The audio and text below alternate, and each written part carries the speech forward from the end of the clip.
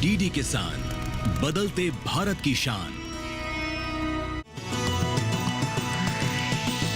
DD किसान, बदलते भारत की शान।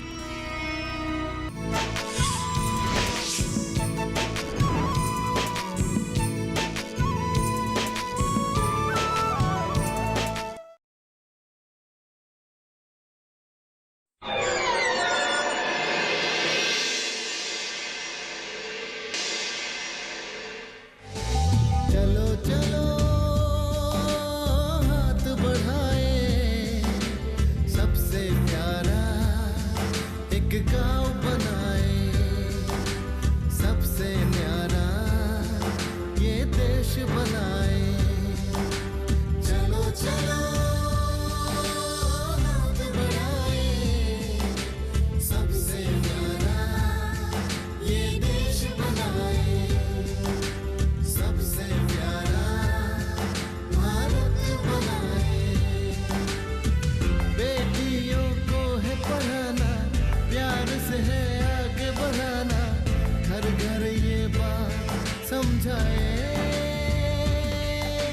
सबसे प्यारा ये देश बनाए, सबसे न्यारा भारत बनाए। चलो चलो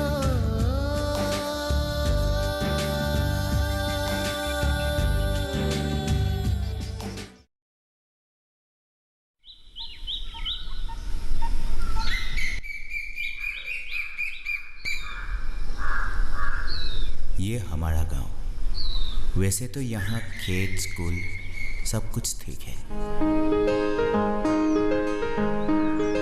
हरियाली खेत, प्राकृतिक सौंदर्य से भरा ये गांव दिखने में ही असल में सुंदर है। पर इस गांव में ऐसे भी कुछ लोग हैं जो अपनी सोच और चिंता से बहुत पीछे हैं, जो महिलाओं को समय के साथ आगे बढ़ने नहीं देना चाहते और लड़कियों को स्कूल नहीं भेजना चाहते हैं। और कुछ ऐसे भी लोग हैं जो गांव के लोगों का इस सोच का फायदा उठाना चाहते हैं। वैसे ही एक कहानी आज हम आपके सामने लाए हैं। सरकार द्वारा दी हुई बहुत सारे सुविधाओं को रहते हुए कैसे बहुत लोग इन सब से अज्ञान हैं, यही इस कहानी में हम बताएं।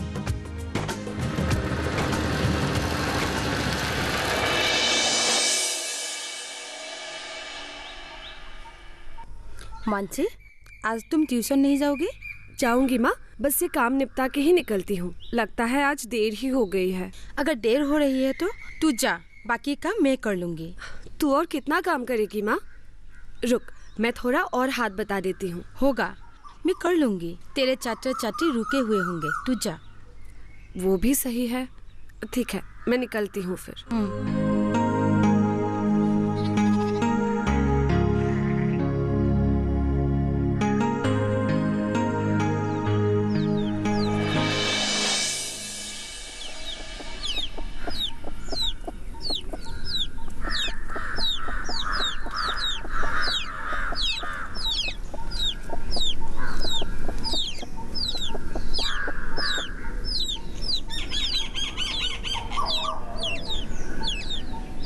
हे भगवान, इतनी देर हो गई। मानसी तो अब तक शायद निकल चुकी होगी। एक फोन करता हूँ। नहीं, फोन करने का मन नहीं। फोन करूंगा तो उसके एक्सप्रेशन नहीं देख पाऊंगा। एक काम करता हूँ, उसकी घर की तरफ चलते हैं, शायद रास्ते पे ही मिल जाए।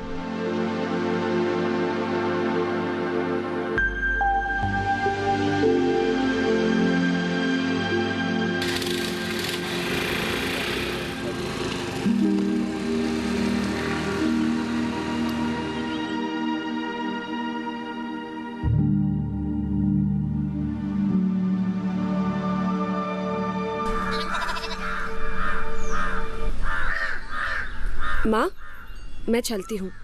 ठीक है, जा। पर हाँ, आते समय सावधानी से आना। ठीक है माँ।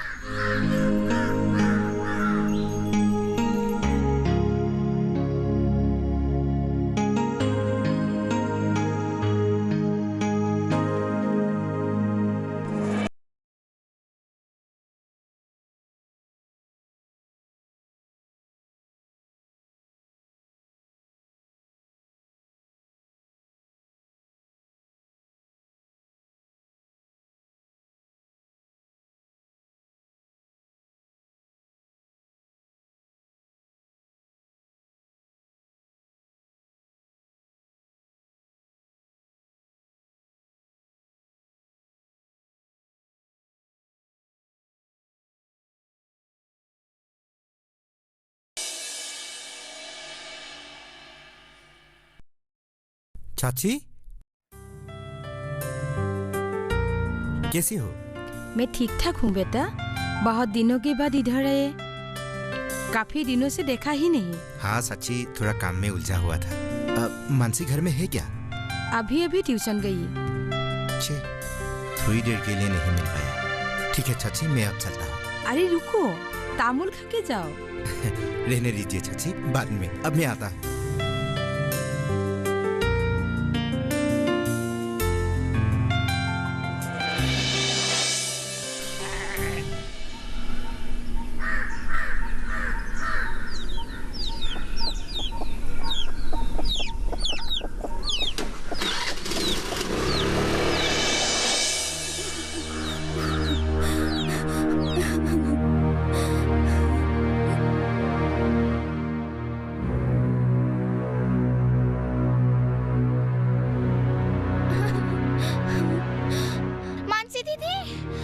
दीदी।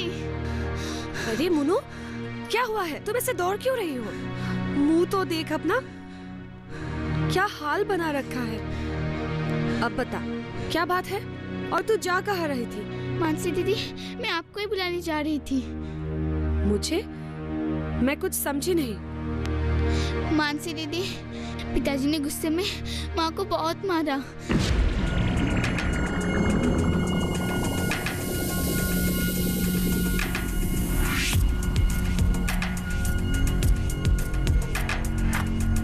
बस बस, अब रोना बंद करो और चलो मेरे साथ। आओ।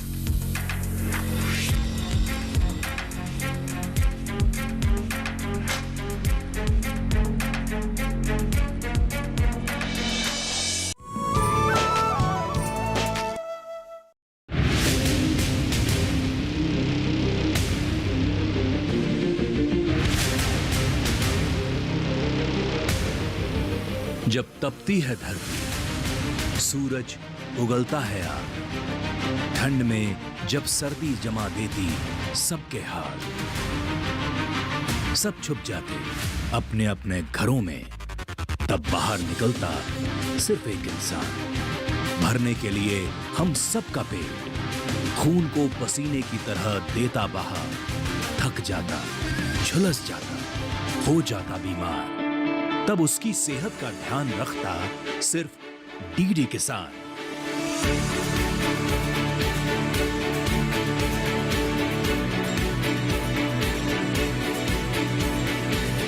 देखिए स्वस्थ किसान शनिवार शाम 6 बजे लाइव, सिर्फ दूरदर्शन किसान चैनल पर।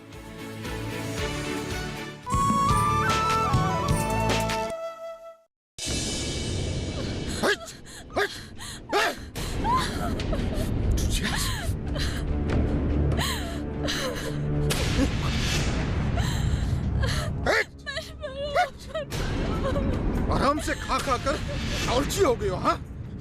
तुमने मेरी जिंदगी सत्यानाश कर दी। हट, हट। ये ले, ये ले।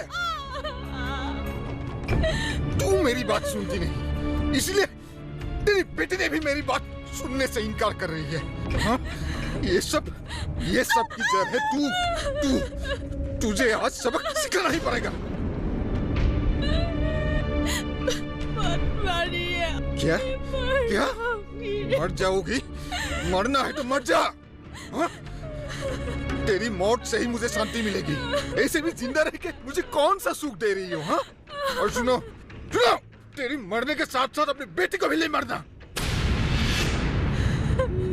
आप उस नन्ही सी जान से इतनी नफरत क्यों करते हैं? वो तो आप ही की बेटी है ना? तेरी बेटी? वो लड़की है, इसलिए आप उसे इतनी नफरत करते हैं ना? हाँ, मैं नफरत करता हूँ, नफरत करता हूँ, नफरत करता हूँ मैं उसे। वो मेरे लिए बोझ है, उसके अलावा कुछ नहीं।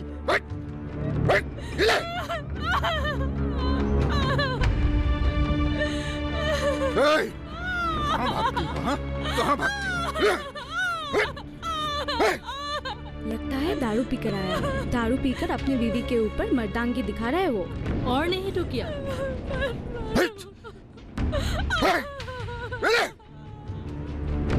बेचारी रमला के लिए मुझे अफसोस हो रहा है। पैदा होते ही अगर वो मनुष्य मर गई होती तो बहुत अच्छा होता। स्कूल भेजकर तू उसे क्या बनाएगी? क्या? हाँ?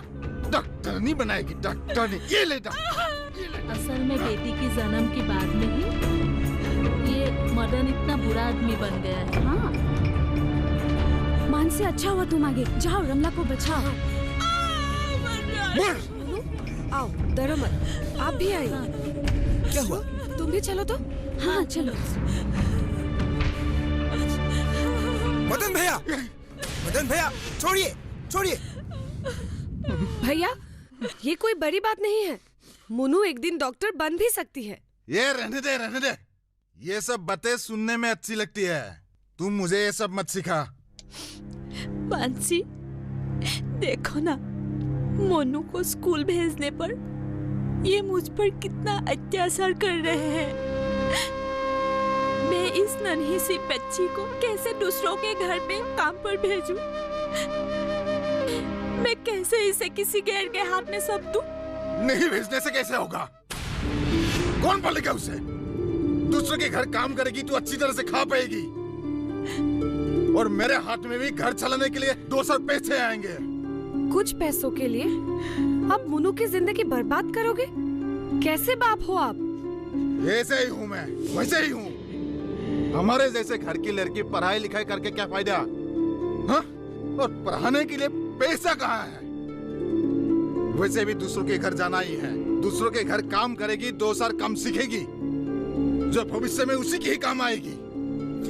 मदन भैया, अगर आप एक पिता होकर अपनी बेटी के बारे में इस तरह से सोचेंगे तो कैसे होगा? लड़कियां घर की लक्ष्मी होती है, और आजकल वैसे भी लड़के और लड़कियों में कोई फर्क नहीं है। लड़का लड़की सबको पढ़ना चाहिए। देखो, तुम लोग मेरे घर के मामले में दखलंदाजी ना करो तो बेहतर होगा। किस तरह से घर चला रहा हूँ मैं जानता हूँ। सोचा था लड़का पैदा होगा तो कम से कम बुढ़ापे पे मेरा थोड़ा आसानी हो जाएगा, लेकिन ये कुलक्षणी पैदा हो गई।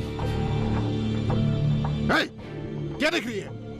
जा इसकी कपड़ा बांध, मैं आज ही उसे वहाँ छोड़ के आता हूँ। मैंने आपसे कहा ना, अगर मैं मर भी जाऊँ तो मोनू को वहाँ नहीं भेजूंगी। तेरी ये वजह तुझे मैं। मदन भैया खबरदार, हमारे रहते हुए भाभी पर हाथ उठाने की हिम्मत नहीं करना। औरत पर हाथ उठाने शर्म नहीं आते? ना मर्द हो क्या? छी! देख ध्रुव, तू उमेश सर भैया की भाई है, इसीलिए मैं अब तक चुप हूँ। देख, कृपया करके मेरे घर से निकल जा। नहीं जाऊंगा, पहले आपको यह अत्याचार बंद करना पड़ेगा। मंसी, पुलिस को फोन लगा। क्या? पुलिस मेरा क्या बिगाड़ लेगी? हाँ? अरे मैंने अपनी पत्नी पर हाथ उठाया है, अपनी बच्ची को अपनी मर्जी से दूसरों के घर भेज रहा हूँ, इसमें पुलिस का क्या काम? तुम्हारी पत्नी और बेटी है, इसीलिए भाभी और मुनु तुम्हारी व्यक्तिगत संपत्ति नहीं बन जाती है, जिसे तुम्हारी जैसी मर्जी वैसे इस्तेमाल करोगे। मानसी ठीक कह रही है। आजकल सरकार ने नारी सुरक्षा के लिए काफी सारे नियम और कानून बनाए हैं। पति होने से भी अपनी पत्नी पर हाथ नहीं उठा सकते। मानसी, फोन मत करना, मैं नहीं चाहती कि ये जेल जाए। नहीं भाभी, रुकिए आप।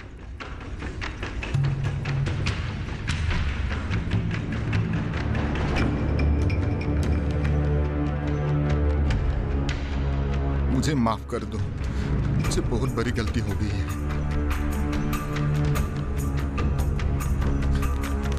पुलिस को मत बुलाओ।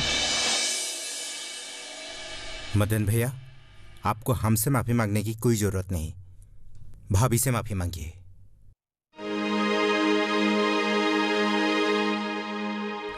और देखिए, आपने जिस पर इतना अत्याचार किया वो अभी भी आपके बारे में ही सोच रहे हैं।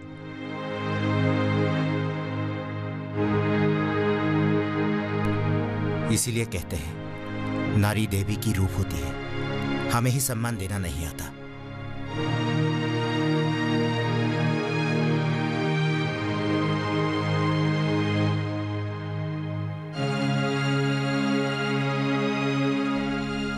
रमला, मुझसे बहुत बड़ी गलती हो गई है।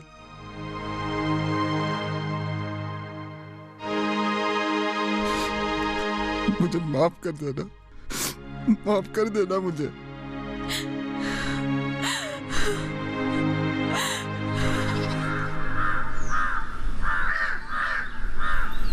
मदन भैया, अभी आप भाभी को बसन दीजिए कि मुन्नू की पढ़ाई में कोई अड़चन नहीं डालोगे। और अब चिंता मत कीजिए, मुन्नू की पढ़ाई में हम भी आपकी सहायता करेंगे। हाँ भैया, सरकार ने महिलाओं की शिक्षा और उन्हें आत्मनिर्भर बनाने के लिए बहुत सारे कदम उठाए हैं। एक दिन आराम से समझाऊंगी, लेकिन बस अब फिर से झगड़ा मत कीजिएगा। हाँ, ध्रुव और मानसी ने क्या कहा अब समझे ना। मिलजुल कर रहने से ही संसार सुखमय होता है। तुम दोनों को बहुत बहुत धन्यवाद। अरे नहीं, हमने तो सिर्फ अपने कर्तव्य का पालन किया है। अब हमें आज्ञा दीजिए।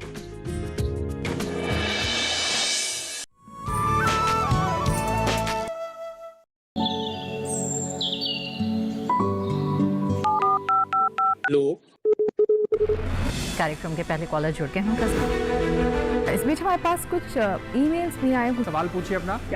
में जो मकान पैदा करेंगे इनमें कौन सी सावधानी बरतनी है? गर्म इलाकों के लिए आप HRM 99 इनसे आप कुछ फल ले सकते हैं। जैस्मीन के पेड़ पे जैस्मीन उसको पूरी खुली धूप चाहिए। फसल में कीट लगा हो या कोई बीमारी, पशुपालन में हो कोई दिक्कत या चाहिए कोई जानकारी, फोन उठाइए, नंबर मिलाइए और कहें हेलो किसान।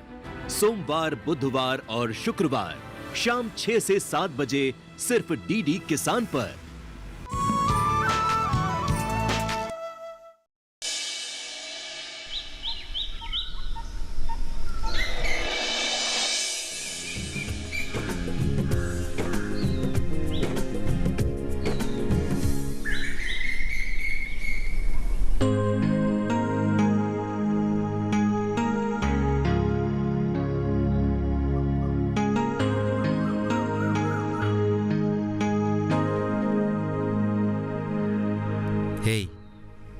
क्या सोच रही हो?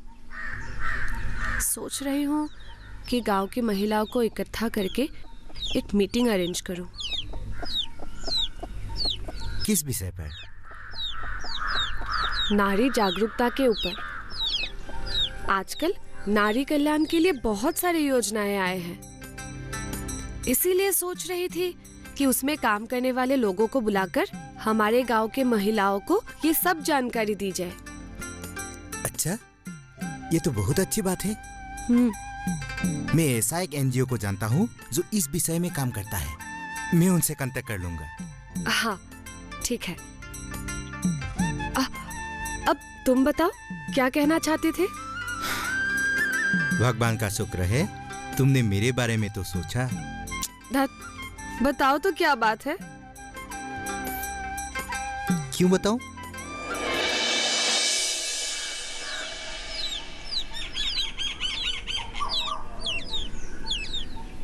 तुम खुद सोचो और बताओ।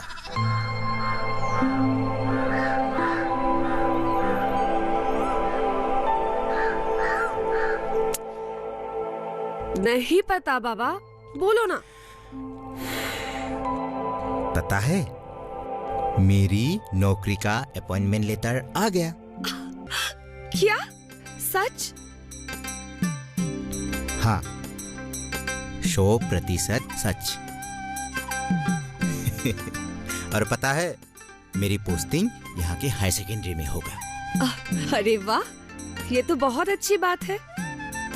अब तो तुम साहब बन जाओगे। और तुम मेम साहब बन जाओगी।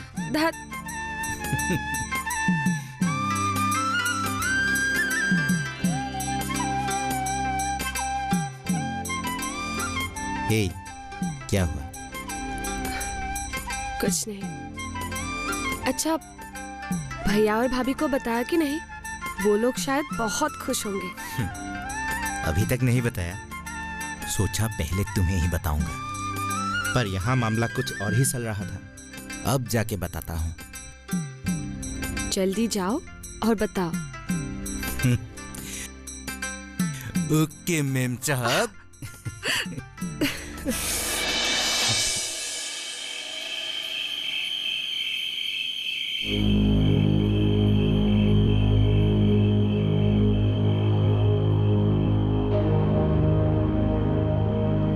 रोज रोज ये सब काम करके मैं थक गई हूँ। सोचा था अमीर आदमी से शादी करके मैं रानी की तरह रहूंगी, लेकिन यहाँ हाँ ही रे मेरी फूटी किस्मत, नौकरानी बना के रख दिया मुझे। माँ ने बोली थी कम उम्र में शादी करूंगी तो रानी बना के रखेगी, नौकरानी बना दी।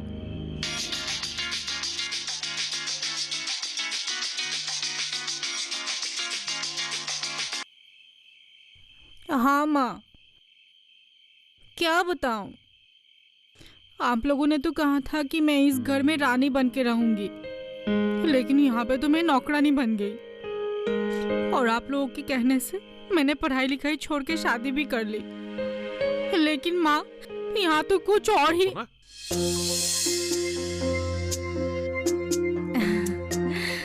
नहीं माँ, मैं यहाँ बहुत खुश हूँ, आप इतना चिंता मत कीजिए। अच्छा सुनिए, ये आए हैं, मैं आपसे बाद में बात करती हूँ, रखती हूँ।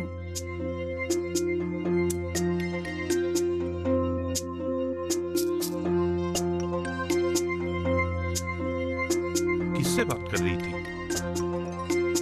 ऐसा लगा कुछ शादी करने की बात चल रही थी। वो मैं माँ से बात कर रही थी, माँ को बता रही थी कि मैं शादी करके कितना खुश हूँ। अच्छा, ऐसा है क्या?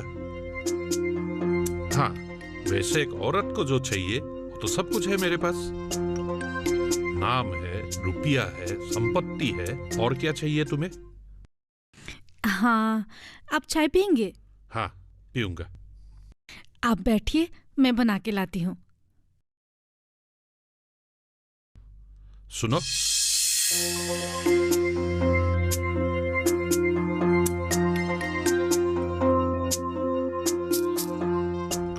आज तो वो मदन की बेटी आने वाली थी ना हमारे घर काम करने के लिए। क्या हुआ, वो आई नहीं क्या? कहीं दिखाई भी नहीं दे रही है। लंबी कहानी है, बता रही हूँ, पहले आप चाय पी लीजिए। मतलब क्या? वो आई नहीं है और आएगी भी नहीं। मैं चाय बना के लाती हूँ।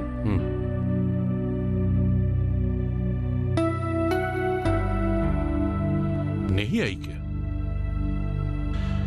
पता नहीं क्या हो रहा है यहाँ। चलो चलो